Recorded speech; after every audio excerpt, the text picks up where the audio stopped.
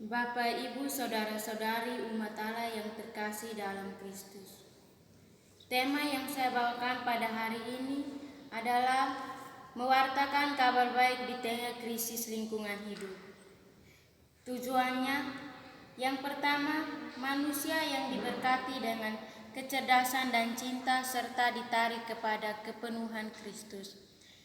Yang kedua, dipanggil untuk menghantar semua makhluk kembali kepada asal dan tujuan mereka.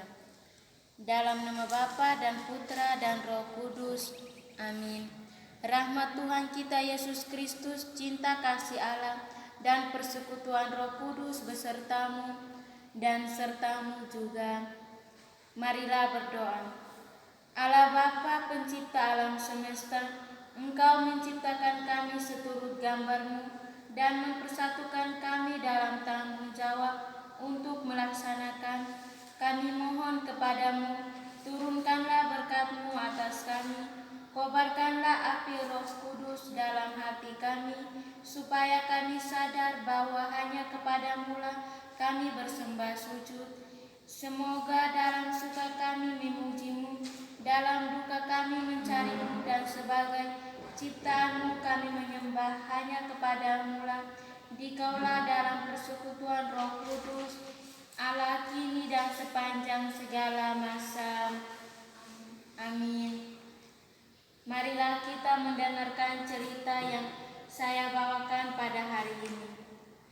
Judul cerita yang saya bawakan pada hari ini adalah kejahatan manusia menyebabkan kerusakan lingkungan hidup.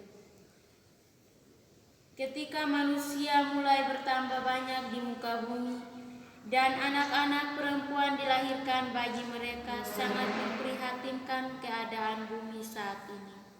Bencana seolah-olah tak kunjung hilang dari muka bumi. Berbagai macam bencana yang sering melanda bumi dikarenakan ulah manusia yang tidak bertanggung jawab. Layar laptop memperlihatkan betapa parahnya kondisi lingkungan alam, sangat jelas terpampang di hadapan manusia yang melakukan illegal logging, pencurian hewan, beberapa contoh dari kerusakan lingkungan alam. Perlahan-lahan air mataku mulai menetes. Aku tak kuasa melihat sekelompok orang yang melakukan itu. Tiba-tiba ibu datang sambil membawa secangkir teh hangat. Setelah melihat video tersebut, ibu bercerita tentang kondisi lingkungan alam desaku. Pada saat ibu masih muda, lingkungan desa kita jauh berbeda dengan dahulu. Dulu itu setiap warga di sini sangat antusias menanam berbagai jenis tumbuhan di depan rumahnya, sehingga desa kita menjadi sangat rindang dan sejuk.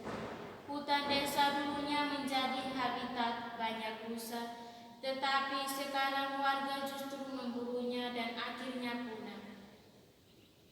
Dulu ibu sering bermain dengan rusa-rusa itu. Semua warga sangat menyadari pentingnya menjaga lingkungan alam. Tetapi seiring dengan kemajuan teknologi, warga justru berbuat seenaknya pada lingkungan. Suatu hari desaku kedatangan banyak orang berseragam proyek dan berbagai macam alat berat. Seketika aku kaget melihatnya. Semua warga tampak antusias dan senang atas kedatangan mereka. Hal itu yang membuatku merasa bingung dan heran. Tanpa berpikir panjang, aku segera menemui ibu di ruang kerjanya.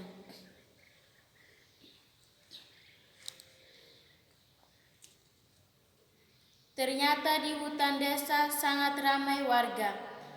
Para warga melihat proses pembebasan lahan. Bahkan ada juga yang berjualan di sekitarnya demi mendapatkan uang. Hal itu terjadi karena ada proyek besar di desa. Akhirnya ibu mengambil tindakan dengan usulan penghentian proyek besar di desaku melalui instansi terkait lingkungan hidup. Tetapi apa daya, usaha yang dilakukan ibu gagal. Ternyata alasannya adalah ingin mensejahterakan rakyat, memperjuangkan kelestarian alam. Ibu mencari bantuan ke sana kemari untuk hasilnya karena perbedaan pendapat. Seiring berjalannya waktu, desaku semakin tak terkendali. Desaku tertimpa bencana akibat proyek besar pembangunan perusahaan kayu jati itu.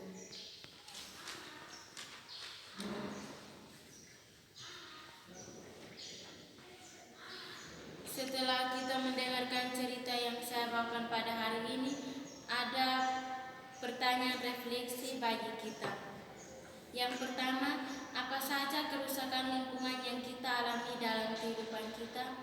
Apa saja tindakan-tindakan yang menyebabkan kerusakan lingkungan? Kisah kejahatan manusia menggambarkan sikap manusia yang mau menyamai diri dengan Allah Sang Pencipta dan menguasai alam ciptaan demi kepentingan sendiri.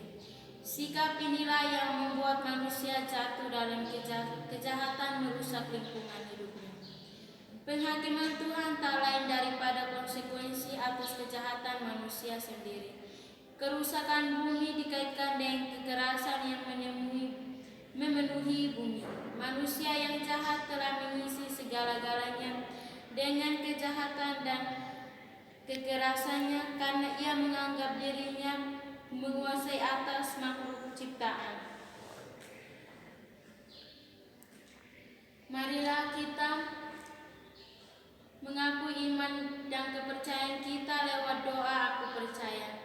Aku percaya akan Allah Bapa yang Maha Kuasa, Pencipta langit dan bumi, dan akan Yesus Kristus Putranya yang tunggal Tuhan kita, yang dikandung dari Roh Kudus, dilahirkan oleh Perawan Maria, yang menderita sengsara dalam pemerintahan Pontius Pilatus, disalibkan, wafat dan dimakamkan, yang turun ke tempat penantian pada hari ketiga, bangkit dari antara orang mati, yang naik ke surga, duduk di sebelah kanan Allah Bapa yang Maha Kuasa. Aku percayakan Roh Kudus, Gereja Katolik yang kudus, persekutuan para kudus, pengampunan dosa, kebangkitan badan, kehidupan yang kekal. Amin. Doa umat. Bagi gereja kita, ya Bapa, semoga iman kami umat-Mu akan Allah Tritunggal, kudus dan kehidupan senantiasa kokoh dan bertumbuh dalam gereja masa kini. Marilah kita mohon, kabulkanlah doa kami ya Tuhan, bagi semua orang miskin dan papa. Semoga mereka senantiasa Dikau diberkati dengan kegembiraan, rezeki-rezeki berlimpah, dan semoga Engkau memperkenankan kami untuk menjadi perpanjangan kebaikan-Mu, saling membantu di dalam hidup harian kami. Marilah kita mohon, kabulkanlah doa kami ya Tuhan, bagi anak yang kita doakan pada malam ini. Ya Bapa, semoga tubuh dan darah Putra-Mu Yesus Kristus menjadi meterai baru di dalam hidup dan masa depannya, terutama dalam perjalanannya perwujudan imannya. Marilah kita mohon, kabulkanlah doa kami ya Tuhan. Marilah kita satukan doa yang diajarkan Kristus kepada kita. Bapa kami yang ada di surga, dimuliakanlah nama-Mu, datanglah kerajaan-Mu, jadilah kehendak-Mu di atas bumi seperti di dalam surga. Berilah kami rezeki pada hari ini, dan ampunilah kesalahan kami seperti kami pun mengampuni yang bersalah kepada kami. Dan janganlah masukkan kami ke dalam pencobaan, tetapi bebaskanlah kami dari yang jahat. Amin. Doa penutup. Ya Allah Bapa yang Maha Pengasih, kami sangat bersyukur kami telah merenungkan firman-Mu dalam pertemuan ini. Melalui pertemuan ini, kami semakin sadar dan mengerti dalam keluarga Kristiani.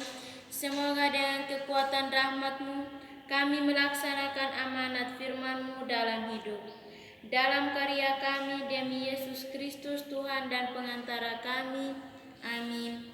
Demi nama Bapa dan Putra dan Roh Kudus. Amin.